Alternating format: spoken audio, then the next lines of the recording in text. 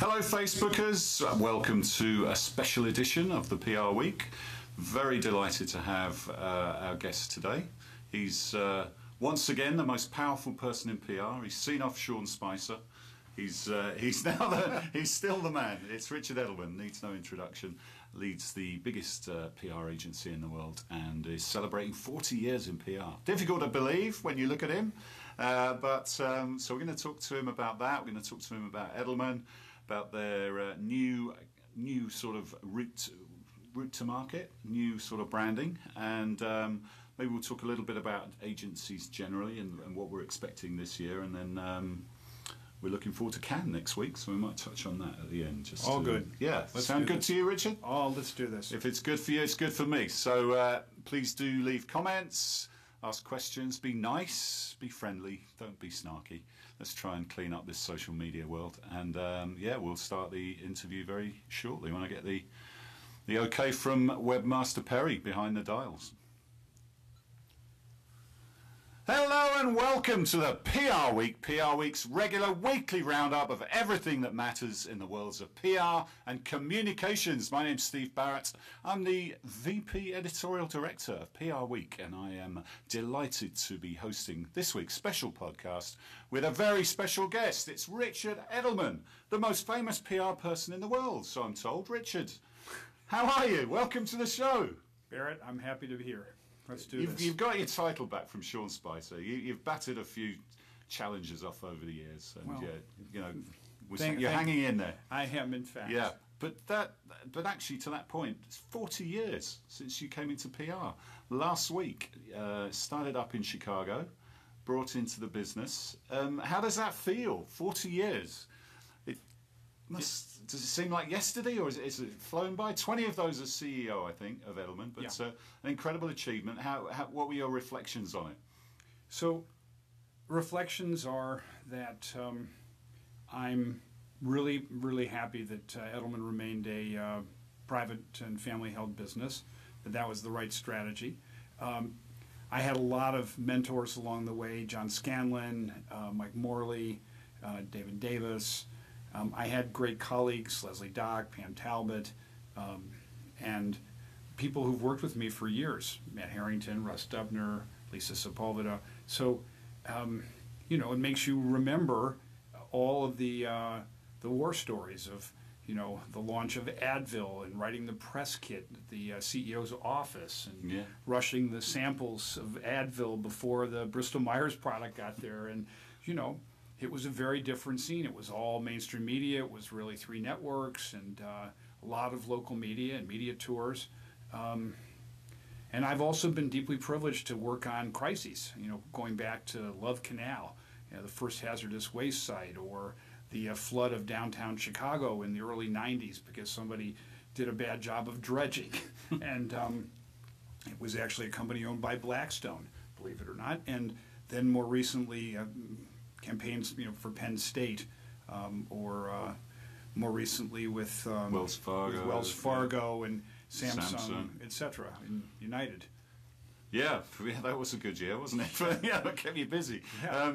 What's really stayed the same in the industry in that time, and what are the things that have changed most? I mean, we'll come on to talking about that, but just as a snapshot, what are the things that have changed, have stayed the same, and what have been the biggest changes? I think the biggest change is actually the change in order of the leading firms.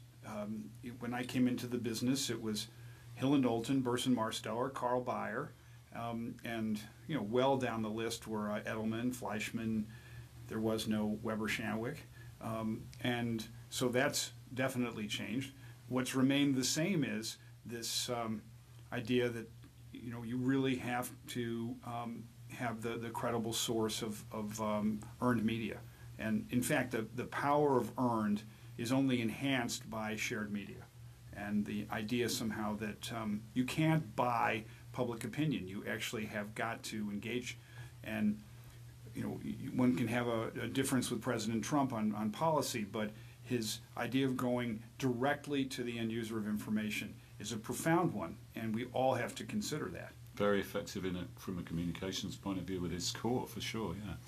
Yeah. What about that's a good point you made about the agencies that were, riding high at the time. And I guess that means there's no room for complacency at any point, because you can see what happens to some of those bigger players who are now, so they're still in the top 10, but they're nowhere near the top. And when you took over the CEO, I think Edelman was something like 180 million. Is that?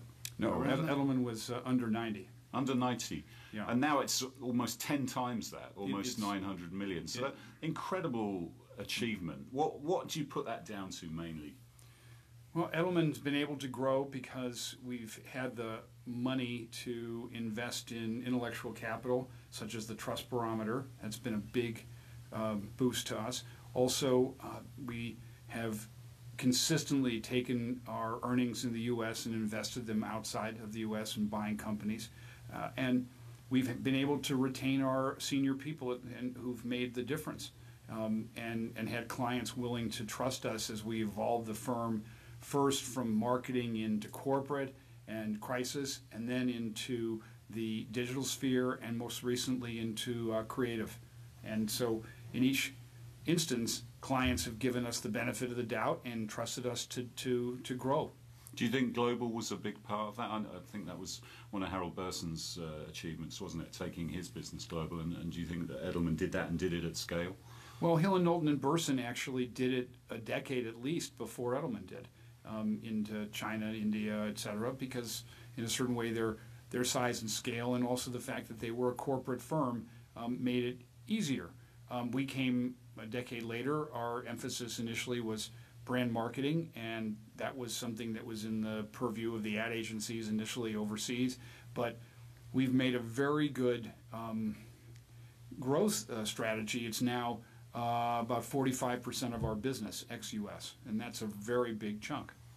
Yeah, it's coming up to half of it, isn't it? And it's obviously was a family business with Dan and Ruth, and through yourself, and now through your children. And you're committed to making that the way it's going to be. Tell us a little bit about your feelings on that.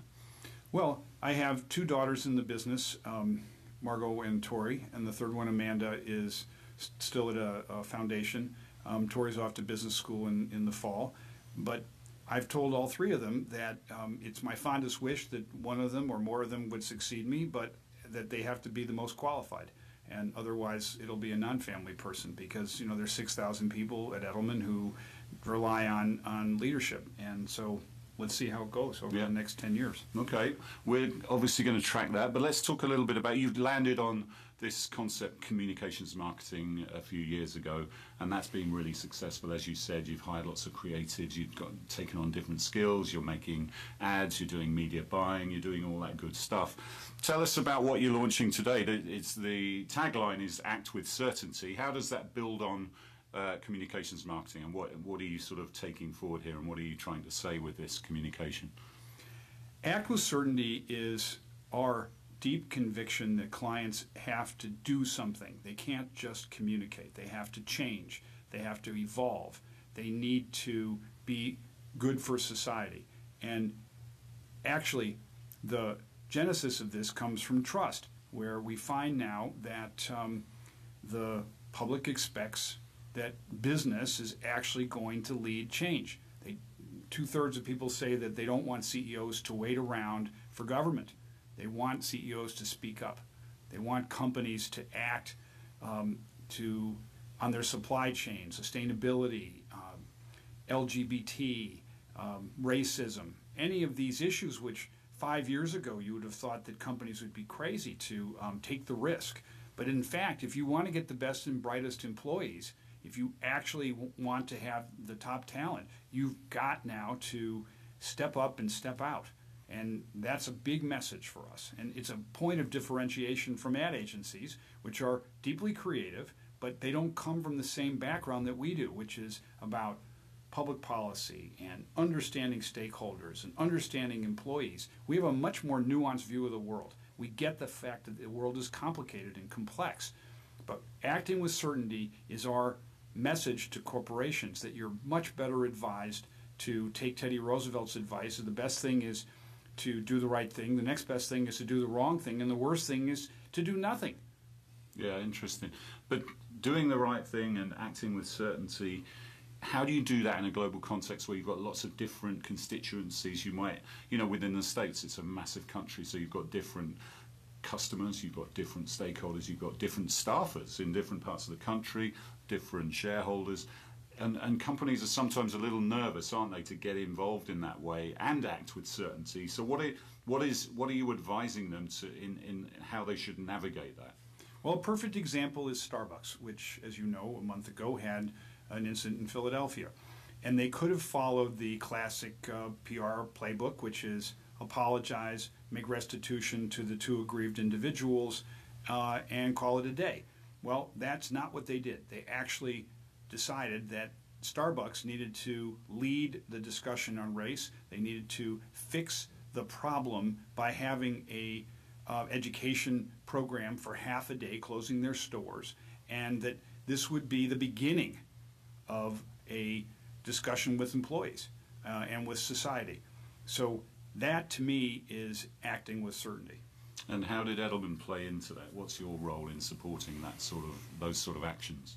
Well, we had some role in media relations. We had some role in advising on what the discussions would be with employees. We had some role in outreach to third parties.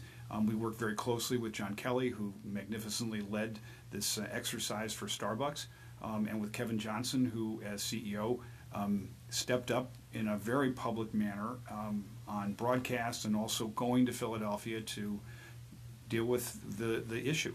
Yeah, but he went there quickly that weekend, didn't he? Is it possible to measure what that achieved? It was bold because you lose half a day's revenue from every single store, and we all know how many Starbucks there are in the country. Is it possible to sort of take the temperature of what that achieved and how it went down and what the feedback was? It's too early on Starbucks to determine the upside in terms of reputation. But I can tell you in other crises, for example, with United, after they took very strong action in the wake of their problem with the passenger last year, they recovered their reputation within months because they changed their policies. They moved to $10,000 instead of $1,000 to have a person give up his or her seat, and that's significant because it gives you the premise on which you can have a good discussion with the public. Do you think they really have recovered their reputation? Because they seem to keep making more faux pas, like stuffing a dog in a overhead compartment or something like that. There's still a bit of work to do with someone like United, isn't there? Yeah, there's work to be done, and the same with Wells Fargo. But these companies are determined. They're led by very decent CEOs and who understand that it's about the employees first and the customers. That Wall Street will respond to a happy company and happy customer. It does feel like territory where an ad agency wouldn't feel particularly comfortable. They would probably run a mile in a case of a crisis. Are you finding that CEOs are much more responsive if you compare it to 40 years ago when you first started, and you're getting more access to the C-suite with that old cliche about being at the table? Have we finally got through that, and most C-suites now understand the value that smart communications adds or has to add, especially in case of a crisis? CEOs definitely understand that their 5-year tenure is frankly determined by their success in managing these problems, and the complexity of dealing with the populist trend or the trade issues or the rapid change that's implied by automation. All of these are bearing on the ability of companies to operate, and so we are definitely involved at a strategic level as well as in a execution. And you compared yourself with the ad agencies there. If you look to the other end of the food chain, if you like, with the consultancies, management consultancies, where does PR play a role in there that maybe the consultancies can't or don't feel as comfortable as PR folks? Consultancies have an advantage over PR in having depth in data. And understanding also design and build of web services. Where we have an advantage is in a deeper understanding of the problem of public acceptance and of the tenor of the times. And so, in a certain way, we meet in the middle. And both of us are competing with the ad agencies, which have had the third part of the triangle, which is advantage and creative. And so our goal by hiring more than 500 creatives and planners and paid people into Edelman is to make the case that we start from a different mindset of earned at the core, social by design, and that we work across earned, owned, shared, and paid, that actually paid for us as a reinforcement of the other, as opposed to the primary, and that our ideas actually change how a brand is working, as opposed to just perceived. So you're talking about acting with certainty, but you're not losing that communications and marketing. This is a sort of build on top of that. You talk about bringing in 500 creatives and doing other things. What's been the most difficult part of that? Because I'm sure that was a big cultural change for those people coming in, but also for you guys in welcoming them into your company and getting people within the company used to working with a different type of person, people with different skills, not just the creatives, but the people with data skills, people with media skills, etc.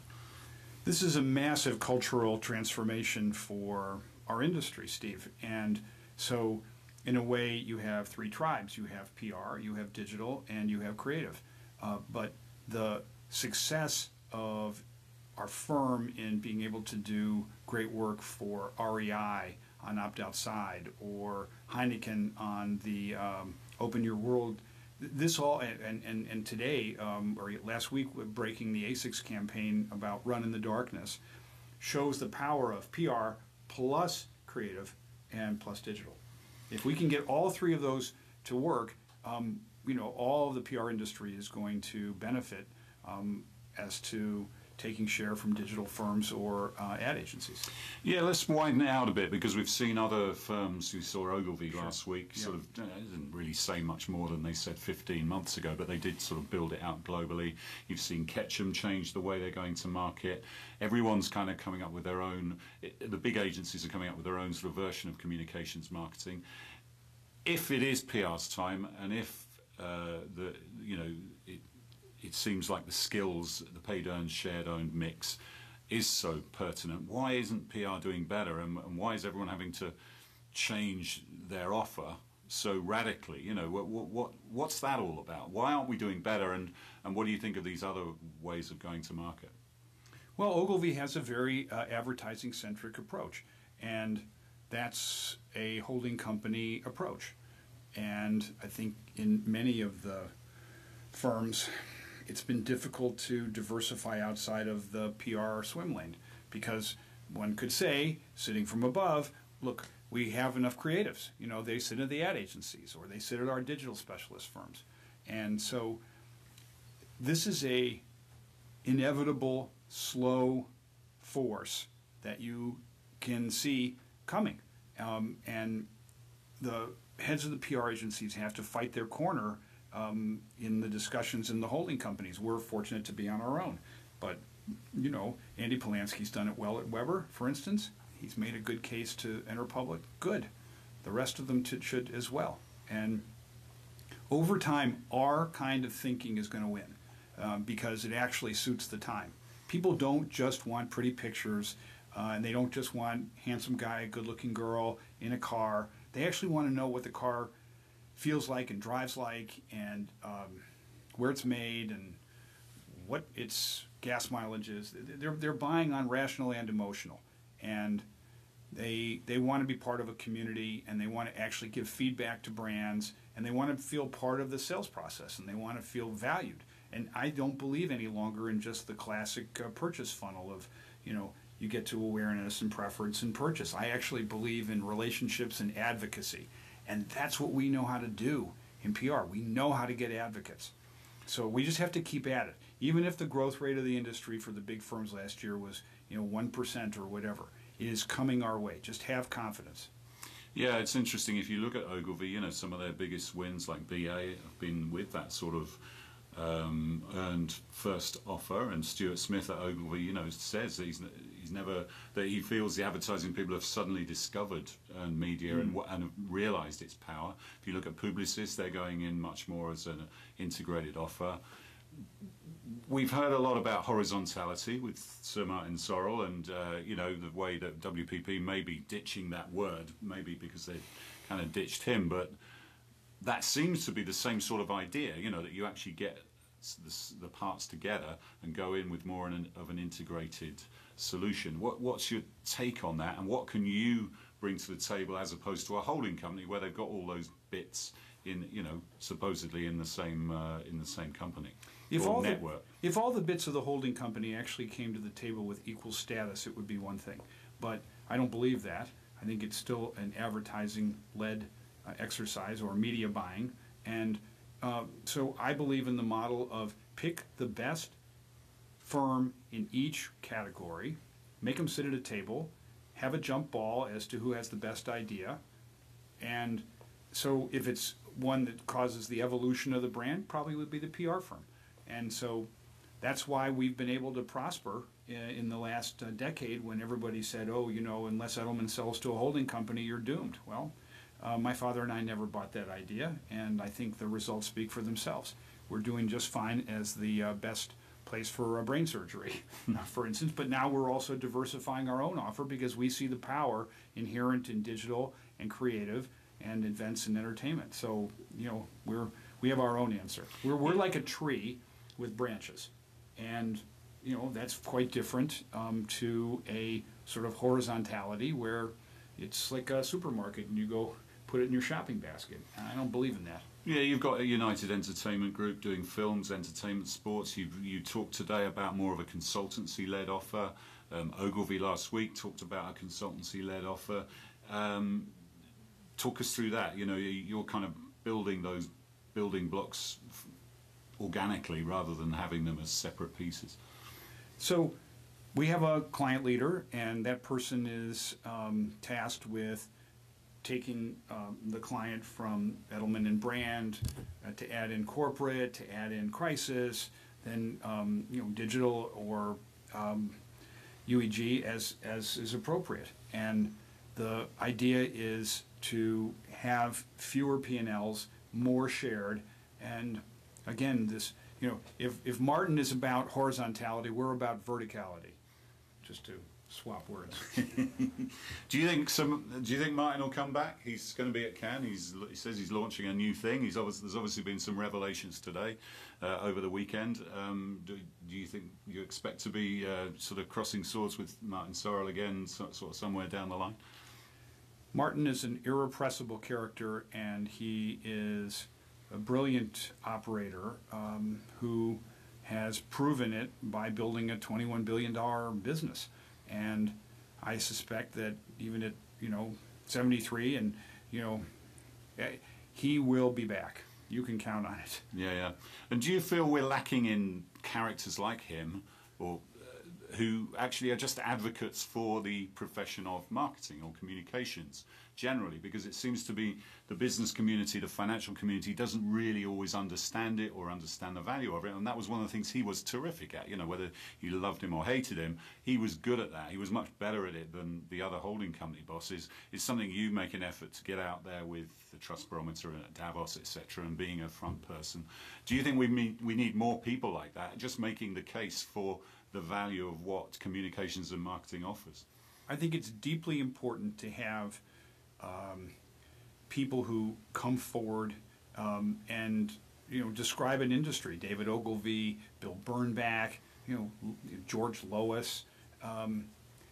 That is gone from the ad business, and so the opportunity actually is for people in the PR sector to speak up, because the issues actually suit us more than the ad sector at the moment.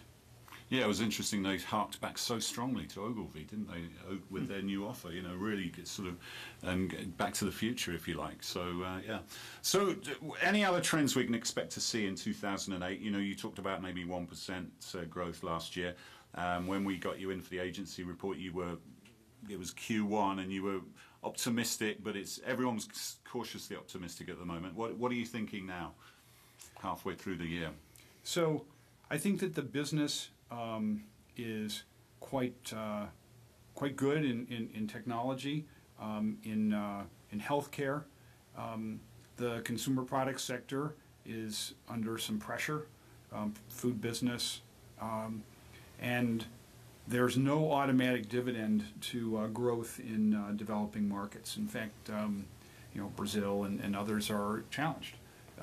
So I think it'll be an okay year for the industry, but what we need to do is play for a 5 to 10 year time horizon. Make sure that the work that we're doing is important and gets noticed, and therefore becomes vital for us as we hope that the PR industry in its own segment is able to win the majority of the awards, because too many of them are won by the ad agencies. I think our work is getting better. I don't speak for other agencies, but I've seen it, and I'm really confident that we're going to win some Lions. Yeah, that's a good segue. I read a blog by one of your former employees, Alan van der Molen, who's on the jury this year, and he was actually, having done the process, said he understood more why the ad firms kind of did better, and he was sort of had a lot more sympathy with John Clinton of your company, who was the head of jury previously, and he was saying that the ad firms do still seem to be able to present their work in a better way. But on the other hand,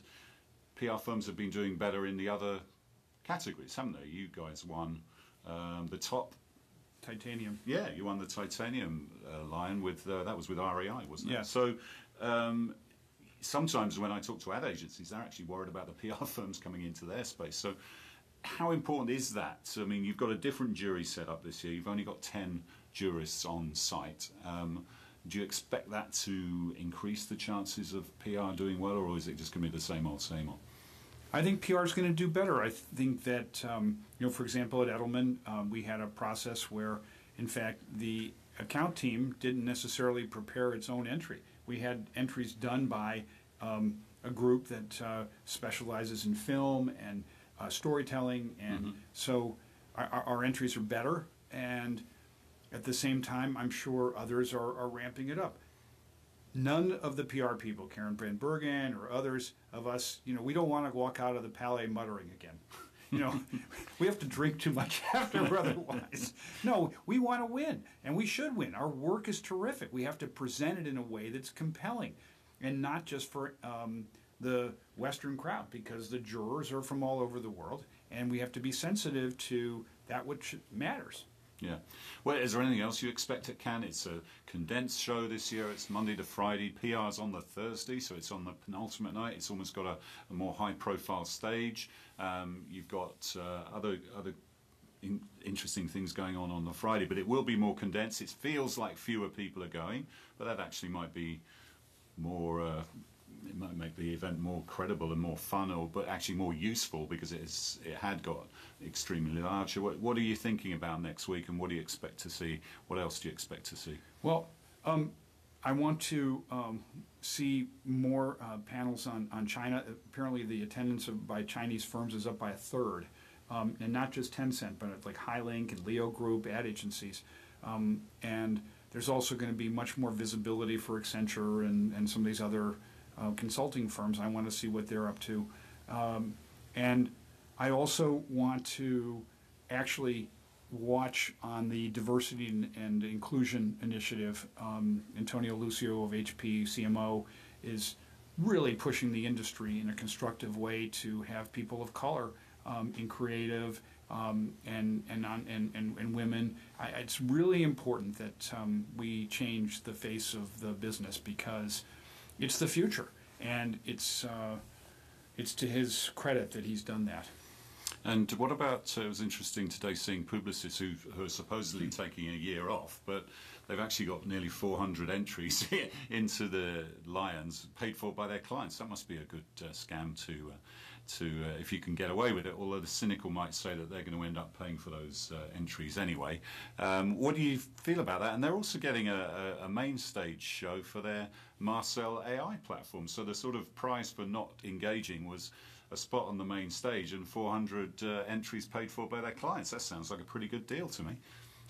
Look, the reality is that great creatives want their work to be shown, and it's a inexorable tide of clients, again, also wanting to be credited and to keep good people on their business. So I think Publicis will be back next year in force, and this is an important time for the holding companies. They need to make sure that CMOs appreciate the value of the spend. It's not okay to have Procter say, we're able to sell the same amount of Tide by having 15% less advertising spend. That cannot work. It's more than 15, isn't it? They're cutting their budgets in half from 800, what they spend with agencies, from 800 million to 400 million, yeah. Listen, Richard, 40 years, but still going strong, showing no signs of letting up. What does the next 5 years hold for you, and how do you keep that energy up and make sure you're pushing that juggernaut towards that 1 billion mark, because you're getting closer? We are indeed. So I have 3 or 4 things on my agenda. The first is to deliver on this idea of act with certainty, to get companies to really step into this void being left by government. And I think that business plays an incredibly important role at this time of instability. And that leads me to my sort of second point, which is part of that has to be in the next 3 or 4 years to look at what's going to be the effect of automation. Amazon is rolling out these stores with no employees. This is a perfect issue for PR to get ahead of. And 3 million Americans are truck drivers. And in 10 years, they're not going to have jobs because they're going to be autonomous trucks. What are we going to do with these people? Again, let's get ahead of these issues, particularly in tech.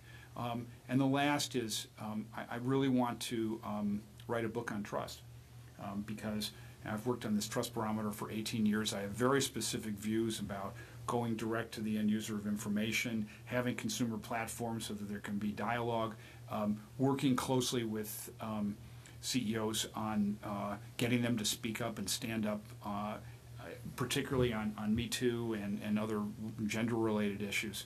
So, and I also want to mentor my 3 daughters and get them pushed in the right direction if they want to do it. Yeah, okay. Well, we're looking forward to tracking that. We are bringing our conference to Chicago in October to the Merchandise Mart, which is where it all started for you, I think. Well, I have great memories of being age 7 and running around the halls there on Saturdays with my hockey stick and trying to, with a tennis ball, not smash the windows. I only did one that I remember. But the Merchandise Mart is a great venue for you. It's a changed building. There's a bunch of ad agencies. There are a bunch of companies in there. Kellogg's is in there. Conagra's in there. Spirits Company. And Beam Suntory's there. Yeah, that's it. And so... from the days of Joe Kennedy owning the Merchandise Mart, where it was just a showroom for, furniture, it's now a very vibrant hub, and it's a damn good choice. And maybe I'll get a poster of my old man in his Well, you know what? They are shining images onto the whole building that week, as I understand it. So well, it could be an opportunity for you then. I was actually trying to get a statue of my dad on his passing. I wrote to the family that owned the Merchandise Mart, and I said, please put a head of my dad on here, and don't have just him. Have Leo Burnett, have Mr. Foote Belding. I said, doesn't it have to be retail? He said, we like those empty pedestals. I said, guys, you put heads on them for God's sakes. Anyway, I tried. Maybe that's a revenue opportunity for them if you've watched Billions.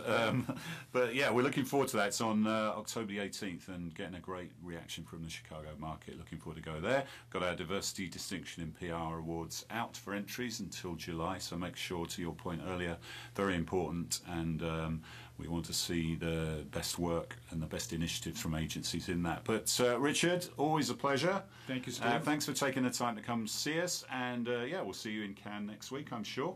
And let's hope the PR industry comes away happy, not with their tails between their legs. But we're feeling optimistic, yeah?